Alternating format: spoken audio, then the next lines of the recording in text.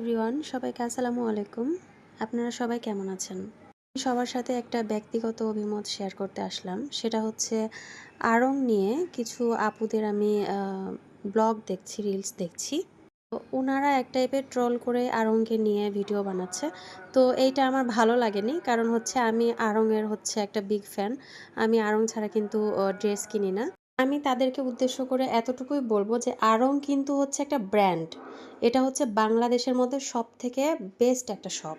অনেক আপুকেই দেখছি পোস্ট করছে এইভাবে যে আড়ংয়ের ড্রেস হচ্ছে ৬ মাস ব্যবহার করার পরে আবার কেচে হচ্ছে সেল করছে। এইরকম হচ্ছে কুচকানো মুচকানো কাপড়। আমি তাদের উদ্দেশ্য করে একটা কথা বলবো আপু, আড়ংয়ের কাপড় যদি এরকম কুচকানো মুচকানো হয়, হ্যাঁ, তাহলে হচ্ছে মানুষ এত টাকা দিয়ে হচ্ছে আড়ংয়ের ড্রেস কিনবে না। ঠিক আছে? আর আমার মনে হয় আপনারা যেই মাইন্ড থেকে এটা নিয়ে ট্রল করছেন, আপনাদের হয়তো সেই অ্যাবিলিটি নাই যে আপনারা হচ্ছে আড়ং থেকে ড্রেস কিনবেন। আমার মনে হয় আড়ং মানেই হচ্ছে একটা বিশ্বাস, একটা আস্থা। সাধারণ বাজার থেকে আমার মনে হয় যেই টাকা দিয়ে আমি ৫টা ড্রেস কিনবো, সেই টাকা দিয়ে আমি আড়ং থেকে একটা ড্রেস কিনবো। একটা ড্রেসই আমি ভালো ইউজ করব।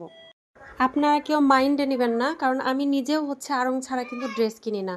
আড়ং, সেলর, ইনফিনিটি আমার মনে হয় আমাদের যাদের কাছে সময় খুবই কম, অত ঘুরে ঘুরে কেনার মতো, দাম দর করে কেনার মতো সময় নেই বা ধৈর্য নেই, তারাই হচ্ছে শুধুমাত্র আড়ং, সেলর আর ইনফিনিটি থেকে কিনবে। ঠিক আছে?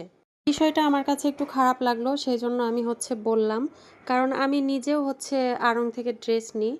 আমার কথাগুলো যদি কারোর গায়ে লেগে যায় তাহলে ডোন্ট কেয়ার, কারণ আমার খুব খারাপ লেগেছে, সেই জন্য আমি এইটা নিয়ে একটা ভয়েস দিলাম।